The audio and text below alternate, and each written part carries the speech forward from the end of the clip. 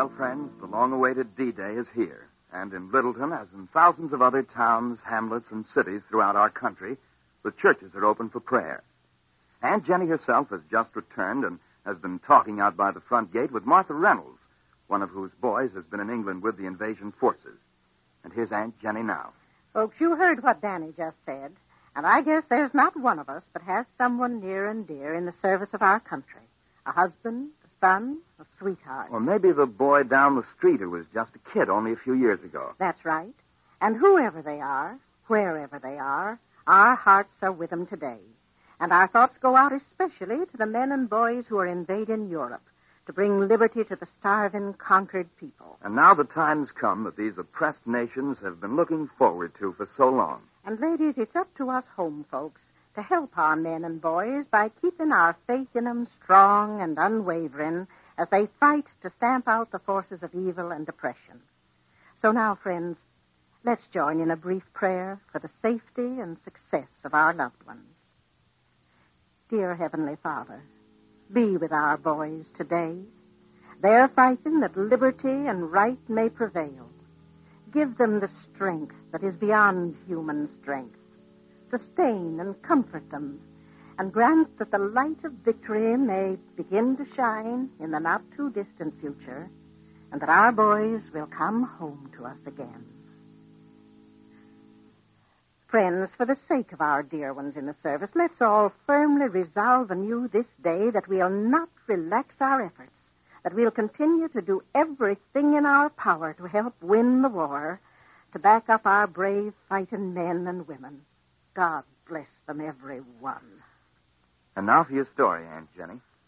Well, friends, you remember Claire Rogers was just like a daughter to old Anthony Abbot before he died. His only son, Jim, had run away from home years ago after an auto accident. And then Jim came back to Littleton, not knowing his father was dead. That's right, Danny. Martha Reynolds told him. She was at the traveler's aid desk that morning. She told him, too, that he'd inherited some money. But as she didn't know the name of his father's lawyer, she told him to go down to the newspaper office and talk to Calvin. Well, early that afternoon, Jim went to the Clarion office to get a copy of the newspaper carrying the notice of his father's death. And then Calvin was saying...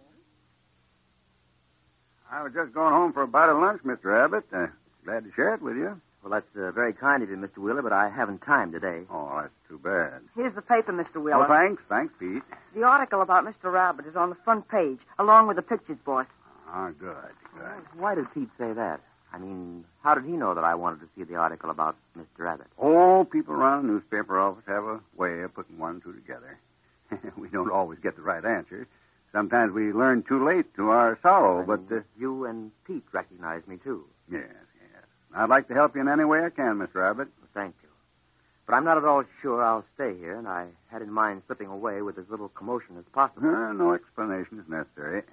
If you don't find what you want in the paper, just let me know. I decided I couldn't leave without going to my father's attorney. It was his name that I wanted to get from the paper without asking anyone for it directly. Oh, I understand. Well, I'll tell you, he's Will Hunter. His office is 2 blocks down the street on the right-hand side in the yellow brick building in the center of the block. Well, thank you. Thank you very much, and goodbye, sir. Goodbye, and good luck, Jim. You said it, boss. Good luck. That guy sure looks like he could stand a little luck. Yes, he does, Pete. Can you feature a trip like that? Being the son of good old Anthony Abbott, inheriting all that dough. I'm looking like such a sourpuss about it. Or was it an act? A cover-up? For fear it'd show how gosh all fire tickle he was, a nice old guy had kicked off. I don't believe I saw Jim Abbott just like you did, Pete. His eyes were as gentle as a woman's. No, that's not it. They were... Yeah, I know, boss. They looked like if he was a girl, he'd have been blubbering fit to drown us. And if it was an act, he can sure deliver the goods, costume and all. Boy, that suit's so thin that if he had sneezed real hard, it'd have been gone with the wind.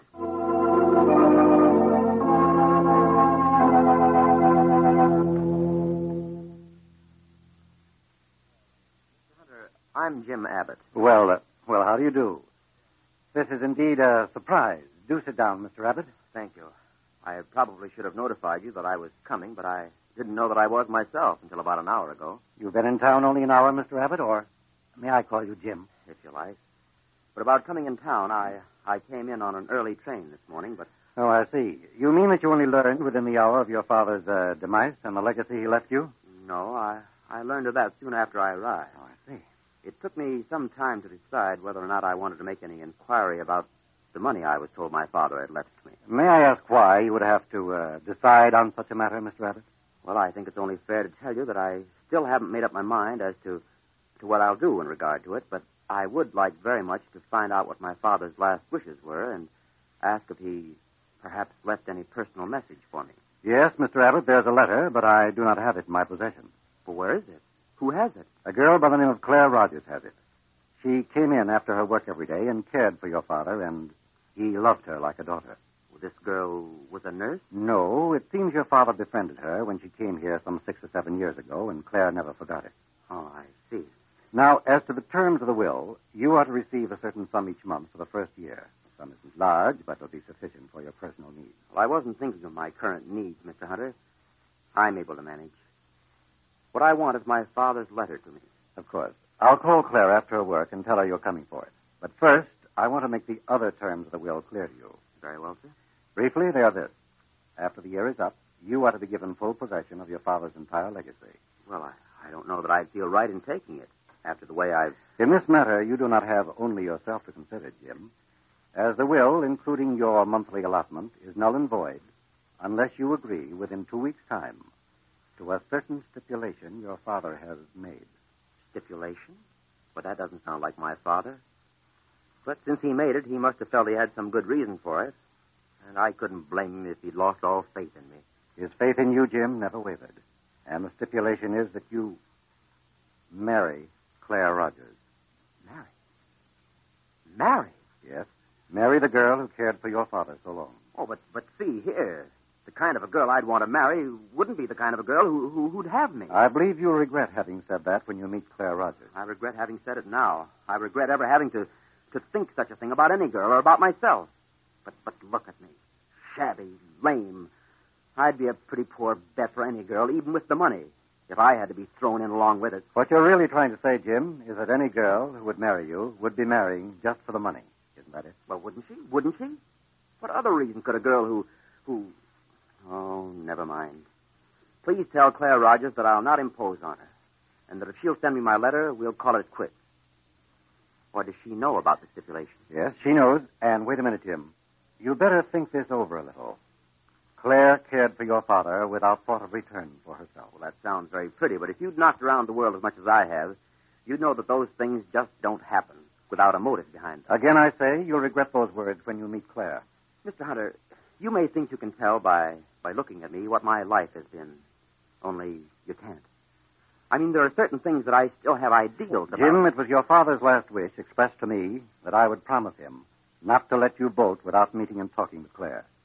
Now, you wouldn't refuse your father's last wish just to talk with her, would you, Jim? No, I guess I couldn't do that. Good. I'll take you, too. No, thank you. If I must see her, I want to do it alone.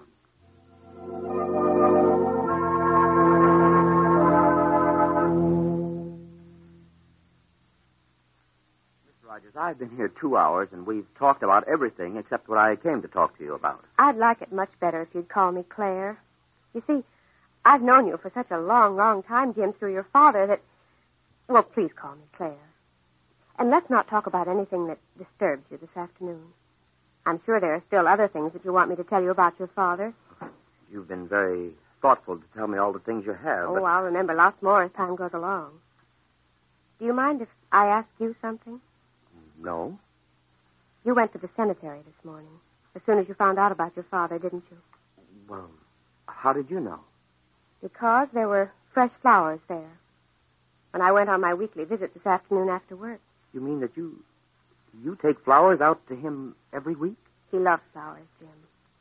Somehow I believe you do, too, don't you? Why, I mean, I saw you looking at the sweet peas there on the desk. They're out of the garden. My landlady lets us roomers plant things in. Look, all this talk, don't do it. I'm pretty well washed up, and I don't take this sympathy very well. Oh, Jim, what a word to use between us. Us? Well, that sounds as though you had already accepted the stipulation my father made for us to marry. Well, I have. Without ever having seen me? Why? Well, Jim, maybe I can answer that better by saying that now that I have seen you, you're just as I thought you'd be from what your father told me of you. Just as fine, just as sensitive, and just as lost. All right. If that's the way you want it, and the money means enough to you to take it, even if you have to have me thrown in with it, I guess you've earned it. Oh, Jim. I'll call you tomorrow and make arrangements for the wedding.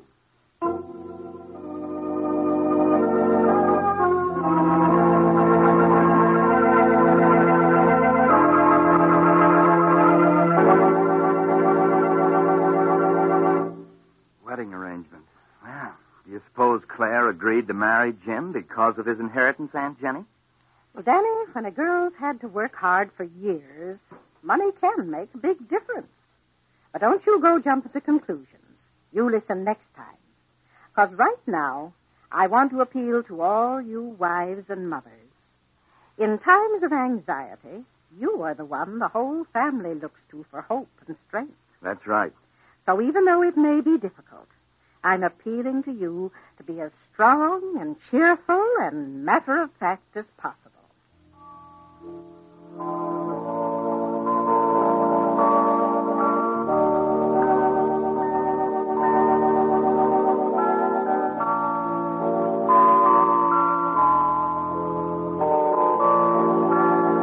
True names are never used in Spry's real-life stories. Brought to you by S.P.R.Y. Spry, the improved all-vegetable shortening. Dan Seymour speaking.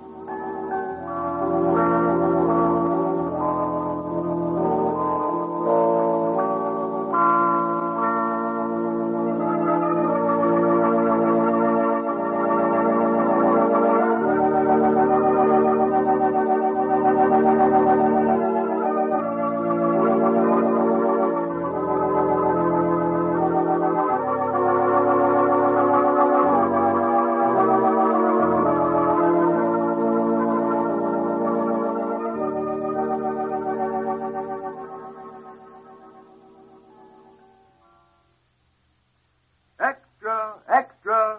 Lux helps you get extra wear from rayon stockings. Yes, strain test proves stockings last twice as long with Lux Care. Get extra wear from every pair with Lux Care. This is CBS, the Columbia Broadcasting System.